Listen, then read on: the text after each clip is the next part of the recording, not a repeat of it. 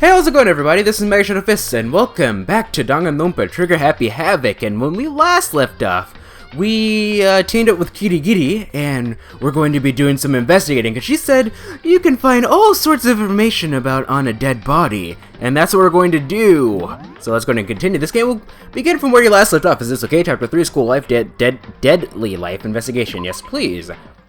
We saved right in front of the pool, if I'm not mistaken. Yes, we did. So let's go ahead and go to the repository. We need to go up one flight of stairs because the repository is on the 3rd floor. Unless the dead bodies disappear. What if the dead bodies disappear, ladies and gentlemen? I bet you guys weren't expecting that now, were you? I mean, they could be there. They could not be there. I feel like there's a reason, though, that we're going to go back and reinvestigate these. I hope that is something new, not something that I already figured out for myself, but we'll see. We will see indeed. Place your bets, ladies and gentlemen. Do you think the bodies are going to be there or not? Yeah, they have to be there. If they're legitimately not there, I'm going to be very surprised, actually, because they have to be there, right? There we go. Hifumi and Taka. For a moment, Kyoko seemed to go rigid, but only for a moment. Well then, let's get started. Well then, let's begin. She crouched down next to Taka, and without hesitation began poking and prodding the bodies. The Monokuma file was right! They were killed using similar weapons!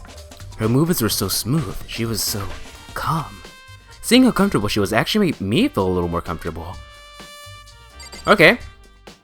I'm assuming that we're going to need to talk to you first before we get any substantial information. Makoto, I found something! You did? You remember the wristwatch Taka always wore in his left hand? No, actually I don't. He did? Yeah, seriously, he did? Are you so oblivious to the people around you? Do you dislike other people that much?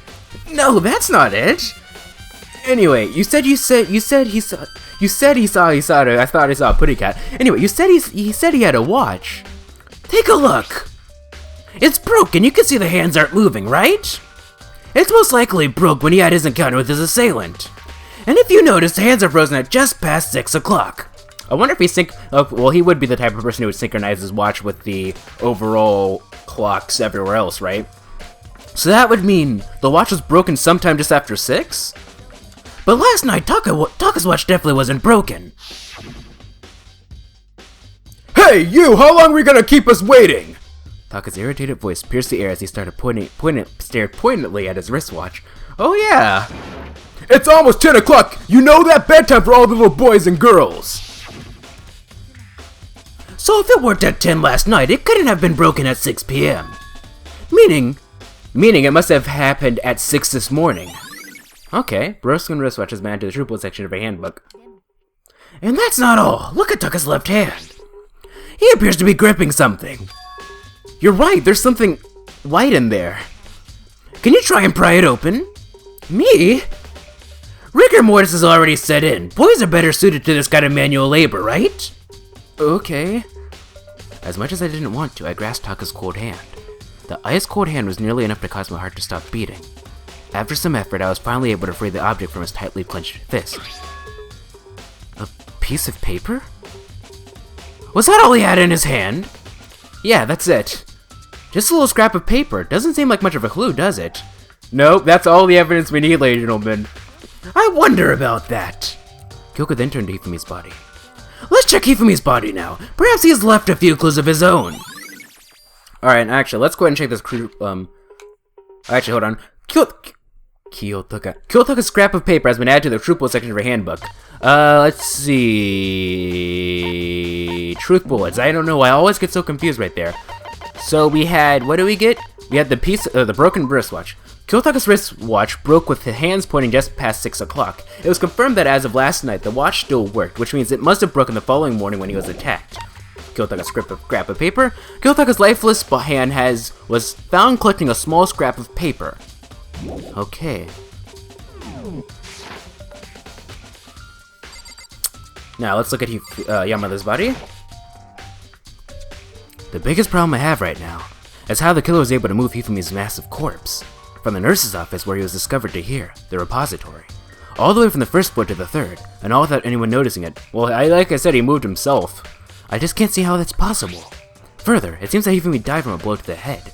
He was most likely killed using Justice Hammer 3, which is found in the nurse's office. But when we found his body in the nurse's office, his glasses were covered in blood. But now they're spotless. Does that mean someone wiped his glasses clean? But who would do that, and why? Now can we talk? So, did you find anything? I did, more than I expected, to be honest. Look at this.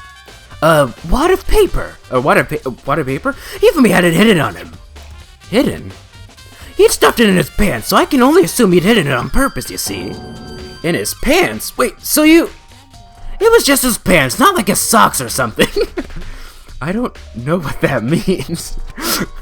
Anyway, let's take a look at the paper. Go ahead, Makoto, open it up. When I think of how it was stuffed down his pants, it's like, it better be important, Hifumi, or I'll never forgive you for this. A note? I found a hole maybe we can use to escape. Monokuma can't find out, so don't tell anyone else for now. Let's meet in the equipment room at 6 a.m. I found a hole maybe we can use to escape. Monokuma can't find out, so don't tell anyone else for now. Let's meet in the equipment room at 6 a.m. That sounds very familiar. Much like a certain someone that we've seen before. That's it! It's the same thing Hiro said! Then he was telling the truth. Although, it's not exactly the same, is it? Last night, someone slipped a weird note on my door. And here's what it said. My voice feels really weird all of a sudden. I found a hole maybe we can use to escape. No, really. It feels different. It doesn't feel as gruff on the throat. Which isn't a good thing. Monokuma can't find out, so don't tell anyone else for now. Let's meet in the rec room at 1 a.m. The time is different. Hiro told us that his note said to meet at 1 a.m. But the note they wrote to Hifumi asked him to meet at 6 a.m. Hold on, just because Hifumi had the note doesn't mean it was meant for him. True. Huh? Part of it had been torn off, right? I think there's likely some meaning there. There's some meaning to part of it being ripped? Could you explain it a little more? Think carefully. Why would he have been clutching the scrap of paper so tightly?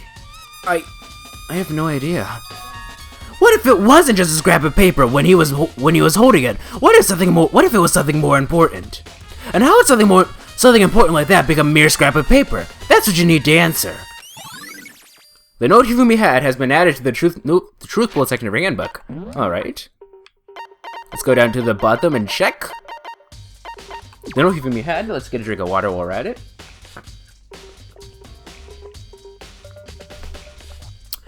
Anyway, Hifumi had this note hidden on him. One edge of it appears to be torn. The note reads, "If all the morning I can't find out, that's gonna be 6 a.m." Okay. And while we're at it, I should tell you one other thing. The two victims this time definitely have their e-handbooks on them. So the handbooks have nothing to do with how the murders were carried out. Not that there was any reason to think they were connected to the killers in the first place. So you're saying I don't have to think about the handbooks this time, right? If you didn't have to think about them at all, I wouldn't have gone out of my way to mention it. All I said that they weren't used to help carry out the murders. There may come a point, however, where a handbook may play a role. A handbook may play a role? I don't think I understand. But if Kyoko says thinks it's important, I better keep it in mind. E-handbooks are added to the truthful section of a handbook. I wonder what this says. I'm really curious, legitimately. It's a... Kirigiri says this is important, so it must be important. Each student has their own e-handbook, which also acts as a car key. The owner's name is displayed each time the handbook is booted up. It is believed that no handbooks were involved in carrying out the murders this time. Alright, now it's time for the class trial, ladies and gentlemen. I hope you're ready.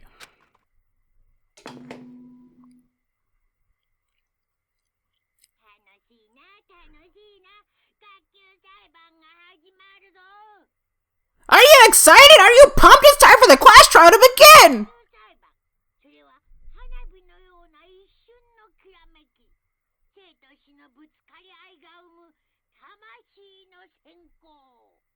Like the bright burst of fireworks, like the flash of a soul clashing with life and death! And so, with no further ado...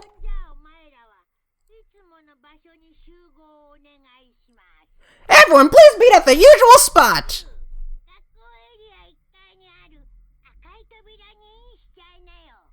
I feel like this feels new to me, that's why I'm being quiet. Make your way to the red floor of the front door on the first floor of the school! See you soon!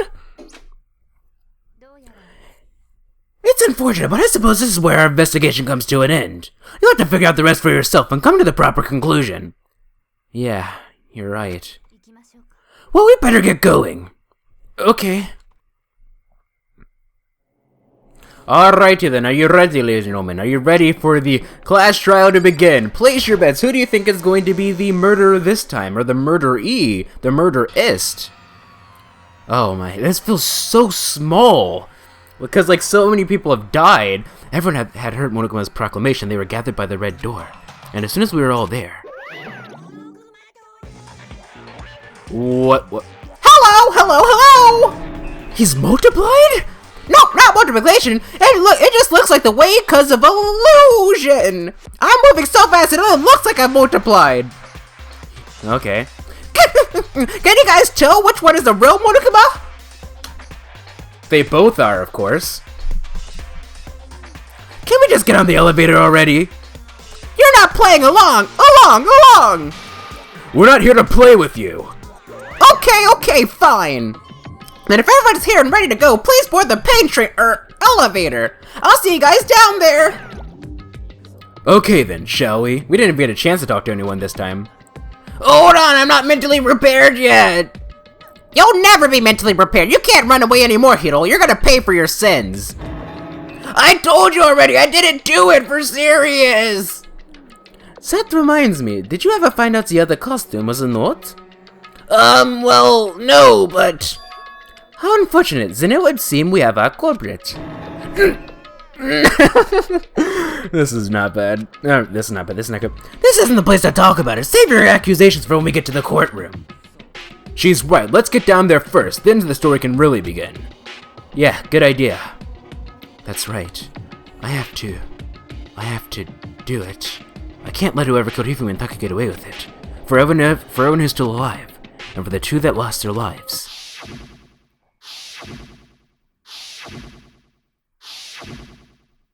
The one who killed Hifumi and Taka. The one who killed two of our friends. The killer is... someone right here. Alright. Genocide Jill? Come on, Big Mac, let's do it! Alright. Hagakure?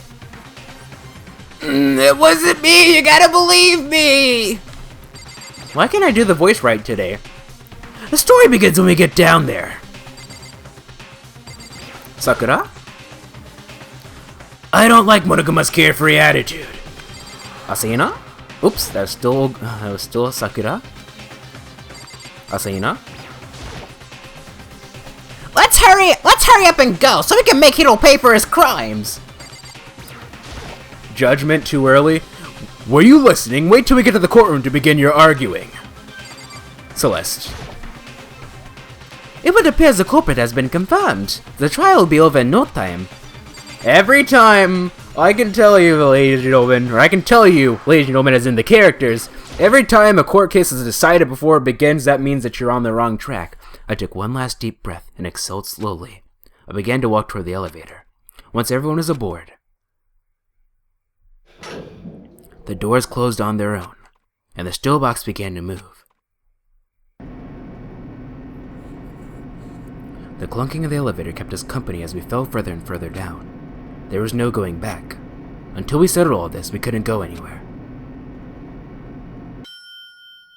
I'm not sure how long it was before the elevator finally came to a stop. The elevator door slid open, opening up into a cruel fate.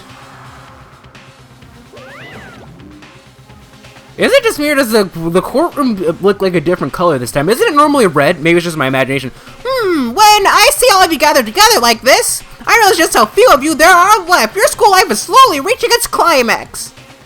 Only because of you. Why? Why are you making us do such cruel things to each other? What? Do you really hate me so much? But I'm so cute. Stop goofing around and begin the trial. Don't rush me, of course I'm gonna start it! I would never be like, stay tuned for the action-packed class try after this commercial break! That'd be funny, like, if I had, mid-roll advertisements, I would definitely put an advertisement right there. I never hold out on you like that! Okay, let's begin, get to your assigned seats! And so the curtain opened once again. A deadly judgment, a deadly deception, a deadly betrayal, a deadly riddle, a deadly defense, a deadly faith, a deadly class trial. Do you want to say the data of Chapter 3 pre-trial prep? Okay, yeah, what the heck. We'll save over slot 6, sure. Okay, and now they must confront 2 murderers who claim the lives of Hifumi and Kyotaka.